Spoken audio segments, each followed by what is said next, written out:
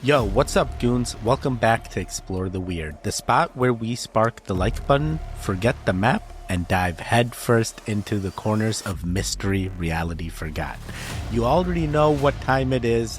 This time, we're talking about one of the coldest, creepiest vanishings in American history. And nah, it's not some of ancient folklore or lost civilization deep in the Amazon. It's 5 dudes, a basketball game, and a snow-covered trail that leads nowhere and everywhere all at once. This is the story of the Yuba County Five, aka America's Dyatlov Pass. If you thought that one was eerie, buckle up, this one hits different. February 24th, 1978, Yuba County, California. 5 men, all between the ages of 24 and 32, pile into a Mercury Montego and head south to watch a college basketball game. These weren't your average guys out for a night of partying. They were friends, close-knit, and all lived with mild intellectual disabilities or mental health challenges. Their families described them as gentle, dependable, and very routine-driven. The group: Jack Madruga, a former Army, fiercely loyal; Bill Sterling, deeply religious, kind-hearted; Teddy Ware, funny, warm, and fiercely routine-driven; Jack Hewitt, shy but sociable when comfortable; Gary Mathias, a Vietnam vet who was managing schizophrenia with meds and staying with his family. They watched their team win, grabbed snacks, hit the road back, but then they disappeared. And this wasn't just didn't come home weird, it was every instinct says something's wrong weird. All 5 of them had something to do the next day. Ted had Special Olympics basketball game he talked about nonstop. They even laid their uniforms out the night before. So when they didn't show up, the families panicked immediately. They didn't just vanish, they left nothing behind. 4 days later, the Montego was found, stuck in light snow on a logging road up in the Sierra Nevada mountains, 70 miles off their intended route. This wasn't a wrong turn, this was a completely different direction. Now, the car wasn't really stuck. Investigators said 5 grown men could have easily pushed it free. It had a quarter tank of gas. The keys weren't inside, but there was no damage, no signs of panic. And here's where things get me spiraling. They had no reason to be there. None of the families can explain it. None of them liked the cold, let alone going into the wilderness. And it was freezing that night. Snowstorms, temperatures well below freezing. And still, no tracks, no signs of struggle, no blood, no ripped clothes, just an empty car in the middle of nowhere. It felt planted, like it was meant to be found, or left behind on purpose. The search started. Planes, dogs, ground teams, but snow kept falling. Time kept ticking. The trail, frozen over. 4 months later, June, the snow finally melted. That's when a group of motorcyclists stumbled across a U.S. Forest Service trailer 20 miles from where the car was found. Inside, they found Ted Ware, or what was left of him. Ted was lying in a bed, wrapped in 8 sheets. His feet were badly frostbitten. He'd lost 100 pounds. His beard was grown out. Estimated he lived for 8 to 13 weeks after they went missing. But here's where it turns into a paranormal escape room. There was food in the cabin, plenty of it. A propane tank outside, never used. Clothing folded nearby, untouched. No attempt to break into the locked storage. He survived all that time, but didn't do the bare minimum to stay alive longer. It's like he was waiting for something or afraid to make a move. Outside, searchers found the remains of Jack Madruga and Bill Sterling, curled up, frozen, partially eaten by animals. It looked like they had walked straight into the woods and collapsed. A few days later, they found Jack Hewitt's backbone under a bush. His shoes were nearby. And Gary Mathias, nothing. Not then, not now, just gone. Now, let's really get in it. Why would 5 grown men, even with mental disabilities, abandon their car, walk into a snowstorm, and split up? Why would one of them make it to shelter, have food and fuel, and not use it? Imagine the fear, the cold creeping into your bones. One friend collapses, another keeps walking. One finds a trailer and just waits. Could Ted have been waiting for Gary to return with help? Could the others have gone to get supplies and never made it back? Or did something else happen? Think about it.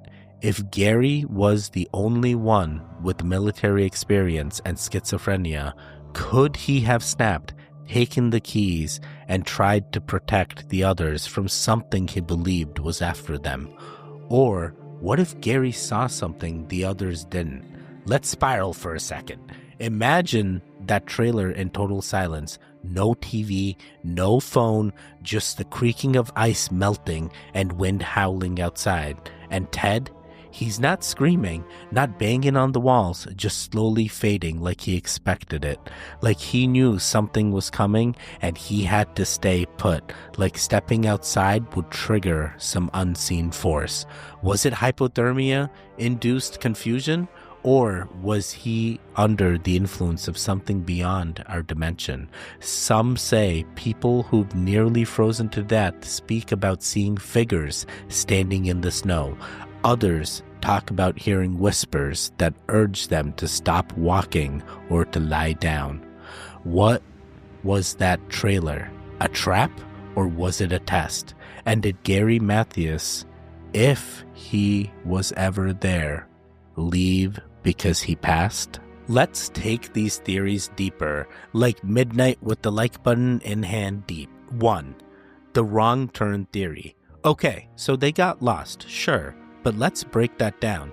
You got 5 men, 4 with mild disabilities and 1 with schizophrenia, in remission, all used to routine. They don't like surprises. So how do you explain a total directional 180 in the dead of night? No signs of panic. The car isn't wrecked. It's just there, like it drove itself onto the trail and whispered, "You stay here." And here's what bugs me, goons.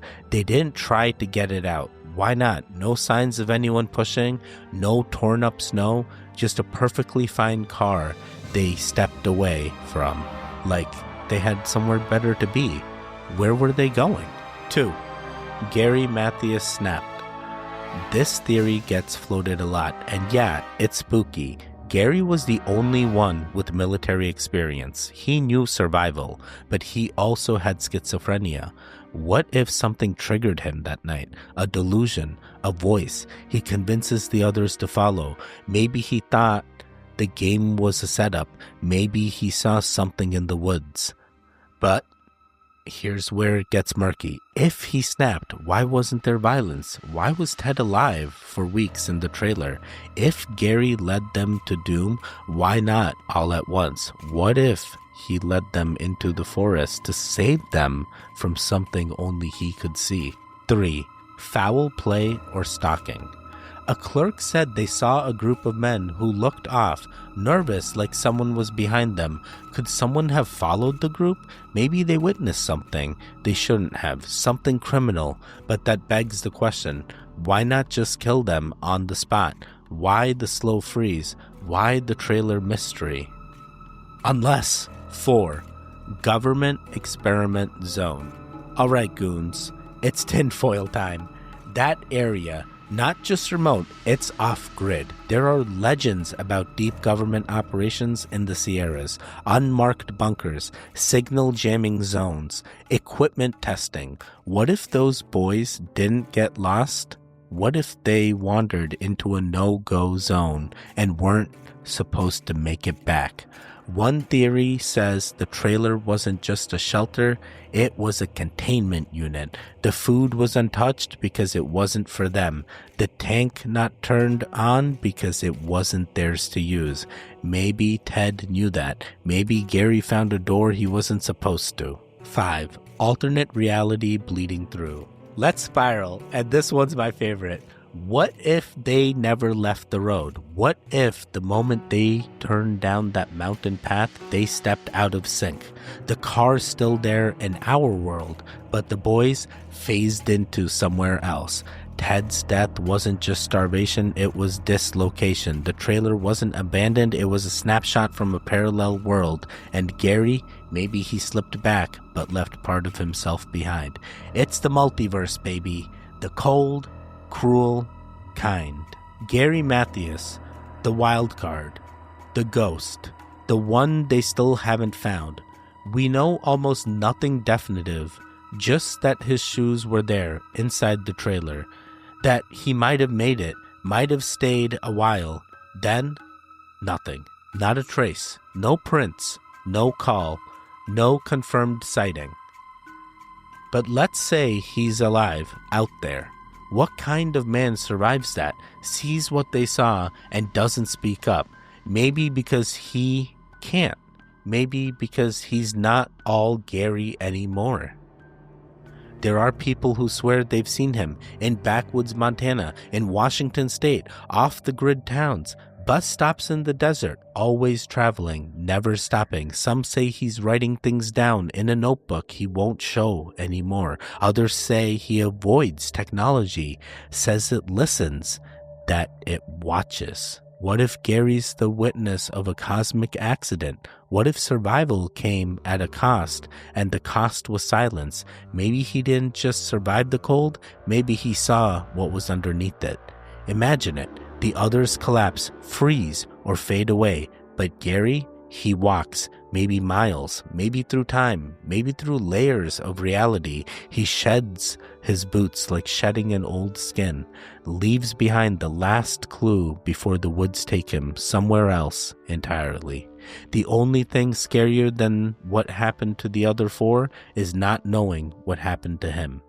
I don't think he's scared of cops, goons. I think he's scared of being found. Scared someone might open a door we weren't meant to walk through, and he's already seen what's on the other side. And maybe, just maybe, he's out there watching us, making sure we don't follow him. Nothing about the story adds up. You start connecting dots. And halfway through, you realize the dots are moving, like the whole canvas is shifting underneath you. Gary was the only one with boots. Everyone else had canvas shoes, not made for mountain survival. Ted had food, blankets, shelter, but didn't eat the food, didn't light the fire. Why? Because maybe he thought it wasn't safe? Maybe he thought it wasn't real. Let's hit the list one more time. 1. No footprints in the snow. 2. No attempt to break into food storage. 3. No use of the full propane tank. 4. Multiple sets of clothing folded neatly, untouched. It's like they weren't even trying to survive. It's like they were stuck in a story they couldn't escape from, like NPCs in a broken game script, repeating a loop until the world itself resets. And when you zoom out, you realize we've seen this before. The Dyatlov Pass, hikers in Russia, dead with crushed ribs and missing tongues, tents slashed from the inside. The lead masks case, 2 Brazilian men found dead with metal masks over their eyes, mysterious notes in their pockets. No signs of violence, just there, lifeless, like their minds got deleted. The Solder children, a house fire, kids missing, no bodies ever found, strange sightings of them years later. Were they taken? Hidden? And then there's Missing 411, people disappearing in national parks under similar bizarre circumstances, clothes folded, Bodies later found in places already searched. No trauma, no answers. These cases echo each other like ripples from the same stone dropped across time, like the earth has pressure points, spots where reality gets thin, unstable. Maybe Yuba County is one of those points. Maybe the Sierra Nevadas hide more than pine trees and cold. Maybe it wasn't hypothermia or fear or madness. Maybe it was something older, colder, something embedded in the bones of that land, waiting for travelers who don't belong. Maybe this wasn't a death by nature. Maybe this was a reclamation by something that lives outside the rules, something that watches when people take the wrong road, waits until they're too far in, and then collects. What if we're not the top of the food chain? What if we're just lucky most of the time? So here we are, goons, a car in the woods, 5 men gone, 4 bodies found, and one question that echoes through time. What really happened in the Sierra Nevada that night? This wasn't a campfire tale. This wasn't a ghost story. This was real. Real people, real families, real loss, and real horror. Not from monsters or ghouls, but from the way the world sometimes just stops making sense. So I ask you, was this madness, misadventure, murder, or was it something cosmic, something forbidden, something that only appears when the right 5 people drive down the wrong road at exactly the wrong time? Whatever it was, it took 4 of them, and maybe Gary saw it, maybe he bargained with it, or maybe he became it. Let me know what you think in the comments. Spark that like button, and if you're ever driving through the woods and your GPS cuts out, don't follow the road deeper. Don't stop if you see a trailer with the lights off, and if you hear someone calling your name, don't answer. Just keep going, because this world still has places we were never meant to enter, and some of us never make it back. There should be videos on the screen right now. Click on either one of them to continue the Goon Fix. The one in the middle, you can subscribe. I will see you guys next time. Goodbye, goodbye, goodbye.